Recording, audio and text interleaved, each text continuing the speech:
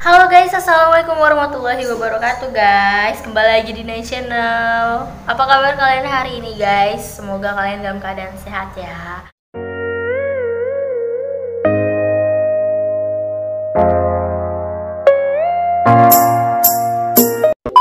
Oke, seperti janji aku yang kemarin itu, kan kita mau bahas mengenai pembunuhan yang dilakukan oleh wanita-wanita cantik ya guys ya.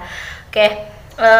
Tanpa basa-basi kita akan bahas, dan kalau misalnya dalam penyebutan nama aku salah, kalian bisa tulis di kolom komentar gimana sih yang benarnya gitu ya guys ya. Oke, yang pertama ini adalah Mary Bell ya. Mary Bell ini merupakan seorang gadis yang usianya masih belia, masih belasan tahun lah guys gitu.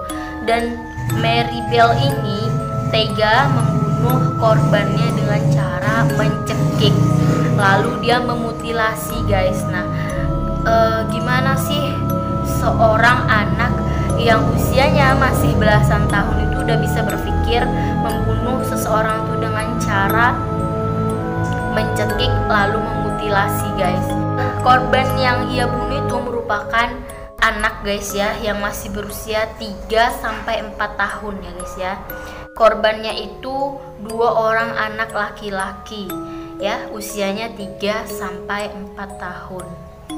Seorang pembunuh berdarah dinginnya itu, setelah dia membunuh di korbannya, lalu ia menyayat si korbannya itu dengan menuliskan huruf M ya, berinisial M, itu adalah nama dia, Mary Bell ya. Menyayat korban yang telah dibunuhnya dengan menuliskan inisial M, yaitu namanya Mary Bell. Dan dia ditangkap ya guys ya pada tahun 1968 dan dipenjara guys. Oke, gimana menurut kalian si Mary Bell ini guys? Pembunuhan yang dilakukan oleh Mary Bell ini, menurut aku termasuk dia itu kejam ya guys, karena yang dibunuh itu sasarannya adalah anak-anak gitu.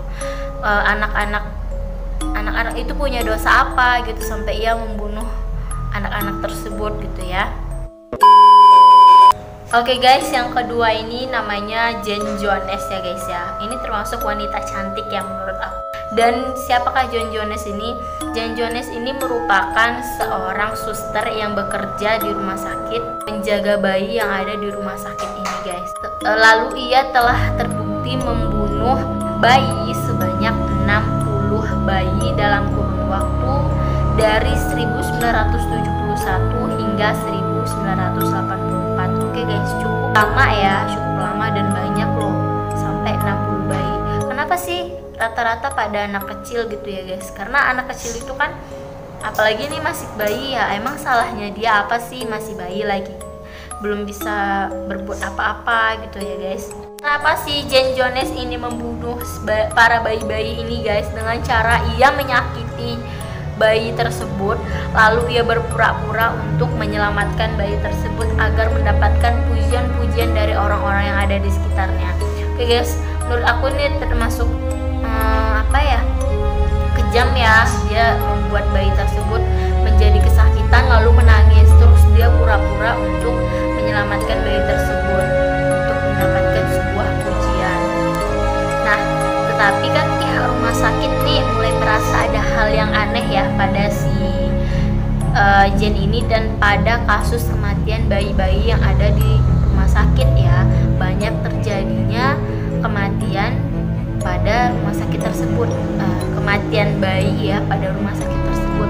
Nah, akhirnya pihak rumah sakit tersebut itu melakukan penyelidikan ya, dan barulah ketahuan bahwa yang membunuh bayi-bayi tersebut adalah Jane Jones itu guys gitu loh.